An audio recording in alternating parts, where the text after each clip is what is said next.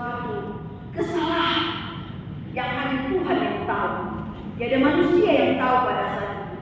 Karena dia merancang untuk membunuh Uria hanya untuk mendapatkan Batseba, istri dari Uria. Dia merancang dosa, dia merencanakan kejahatan. Uria harus mati supaya Batseba, istri dari Uria itu dia dapatkan. Karena begitu cantiknya Batseba di pemandangan Daud. Itu yang mengatakan dalam hatinya bahwa inilah yang membuat hatiku menderita, pikirannya susah. Rupanya dia mengingat ada sesuatu pelanggaran kesalahan yang dulu dia lakukan dan berdampaklah di dalam perjalanan hidupnya dan karirnya. Itu adalah perenungan yang sangat dalam sekali. Dan itu tidak dibuat-buat. Banyak orang, saudaraku, kalau dia menderita, suka sekali mempersalahkan orang. Banyak orang juga ketika dia punya masalah, dia persalahkan lingkungan, dia salahkan tempat kerja, dia salahkan orang tuanya, dia salahkan mungkin Tuhan. Bahkan dia mengarang suatu cerita, mungkin Tuhan tidak sayang kepada saya, mungkin Tuhan tidak peduli dengan saya. Padahal kita manusia ini, kita kadang kurang sadar dengan apa yang pernah kita lakukan, atau kita mungkin pura-pura lupa di dalam kejahatan atau dosa yang pernah kita lakukan. Tapi Daud dengan bijaksana dia menepuk dadanya dan dia berkata, ada kesalahanku. Makanya itu dikatakan, dosa-dosaku pada waktu mudaku Tuhan. Tapi dia bermohon kepada Tuhan supaya itu tidak menghalangi perjalanan karirnya nanti sebagai raja di tengah-tengah bangsa Israel. Dia memohon, berdoa, sembah sujud kepada Tuhan. Jadi banyak masalah yang ternyata bisa menjadi suatu penghalang bagi kita. Kegagalan kita sekarang ini, kesusahan kita saat ini, mungkin salah satu juga untuk membatasi kehidupan kita selanjutnya. Kalau kita sebagai manusia tidak menyadari itu, tidak seperti Daud yang langsung dia introspeksi dirinya, mungkin ada sesuatu yang salah yang pernah kulakukan. Kalau kita misalnya sekarang sakit, ya banyak orang yang sudah setengah umur, ya ketika umur 40, 50 atau 60 tahun, wah baru sekarang dia merasakan sakitnya, letihnya, tubuhnya banyak diserang penyakit. Tapi kalau dia mengingat mungkin waktu masa mudanya, begitu banyak waktunya dilakukan dengan tidak menjaga kesehatan, tidak menjaga pola makan, pola minum, pola pikir dan sebagainya. Dan akhirnya dampaknya adalah ketika dia sudah berumur, sudah umur 50 tahun, 60 tahun, barulah tubuhnya ini digerogoti oleh beragam penyakit. Iya kan? Tidak mungkin penyakit itu datang seketika. Kita makan misalnya daging, langsung kolesterol, tidak kan? Tapi itu berbentuk dari dulunya. Penyakit itu kan sifatnya ya datangnya juga pelan-pelan, membuat kita MPP, mati pelan-pelan. Iya kan? Banyak seperti itu. Roma Irama sudah bilang, begadang jangan begadang, tapi kita begadang terus. Iya kan? Kita tidak kenal istirahat. Apalagi yang masih muda, jaga dirimu, pola hidupmu. Sadarlah saudaraku, kita tidak robot yang bekerja 24 jam. Kalau tidak sakit tidak istirahat. Tunggu dulu. Kita tidur di rumah sakit baru kita tahu, oh ternyata saya bukan robot. Harus bisa istirahat. Robot saja pun pasti ada waktunya off. Dia harus diisi energinya, dicas lagi, baru bisa dia bergerak. Kita tidak robot saudaraku. Kita terdiri dari cairan, ya, sumber sakit kita ini juga halus-halus sekali. Jadi kalau kita paksa bisa putus semua, koslet lah seperti listrik. Iya kan? Makanya coba perhatikan Bapak Ibu, mana lebih cepat itu botak, ban belakang atau ban depan? Belakang. Ban belakang atau ban depan? Belakang. Yang biasa kita yang punya sepeda motor. Belakang. Belakang kan? Yang mengacu ban depan, belok, katakan belok. Stop, berhenti, semua dipikir.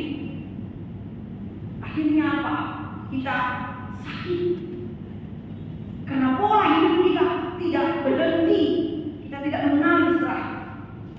Seakan-akan ya dengan bekerja terus 24 jam kita pikir terkumpul satu karung uang. Padahal karung yang dapat uangnya kosong total.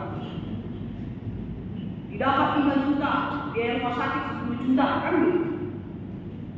Dapatnya berdolar-dolar, keluarnya juga lebih berdolar-dolar.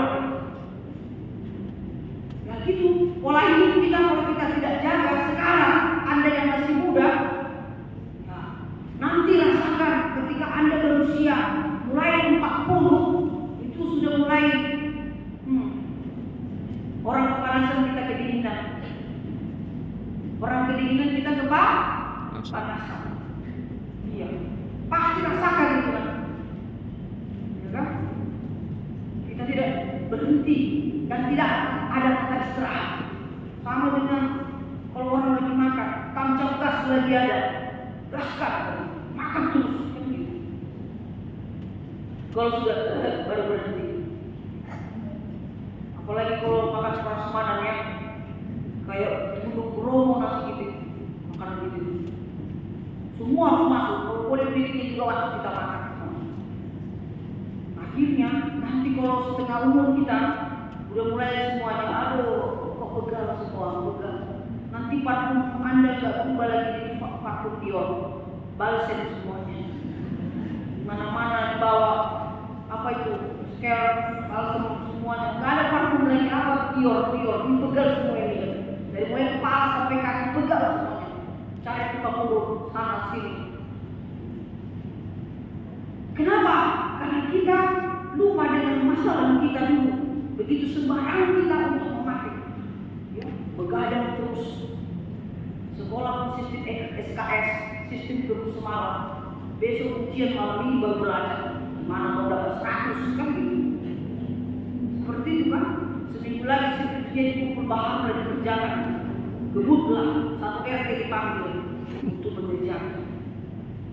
Kalau kita tidak berubah pola hidup kita, tidak berubah pola minum, pola pikir, kesehatan kita juga remuk, kita juga bisa jatuh. Nah itu yang disadari oleh Daud.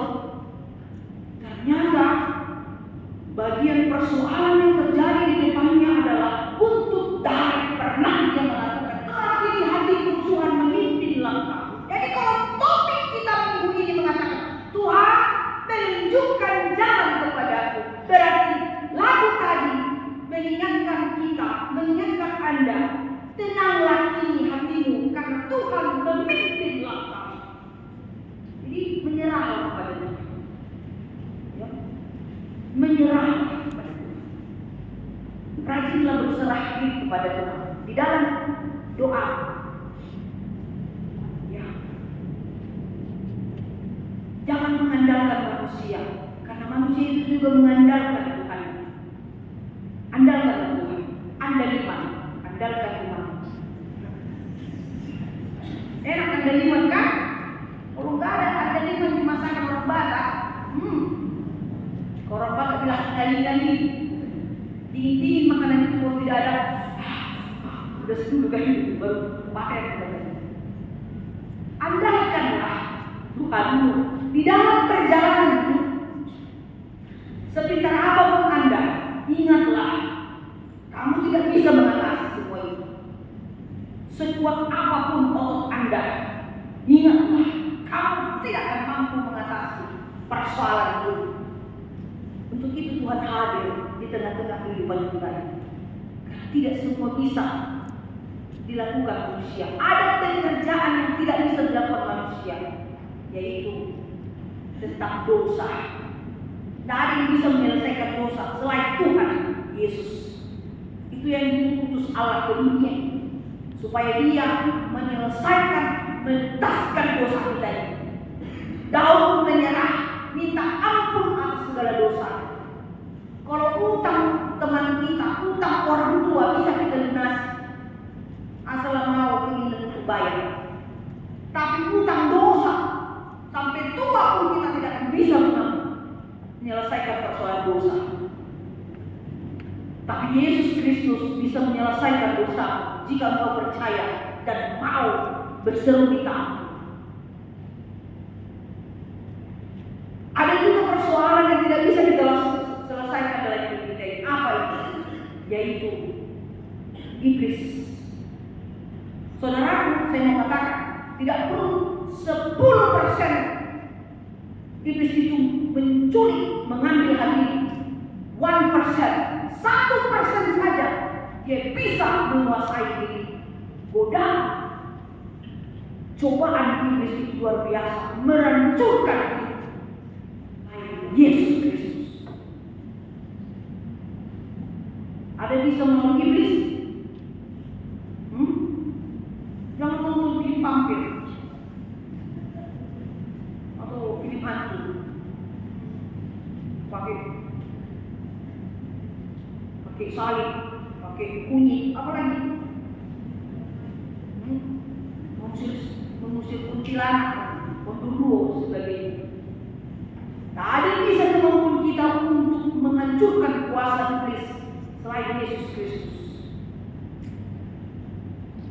Satu lagi yang tidak bisa kita atasi, yaitu maut. Dunia maut, bahasa Bataknya jia. Maut tidak bisa kita lawan. Iblis itu selalu mendorong kita supaya masuk ke lembah kucuran kebinasaan. Dan hanya Yesus yang bisa mengangkatmu, menarik tanganmu, dan menggendongmu, membawa engkau kepada pangkuan Tuhan.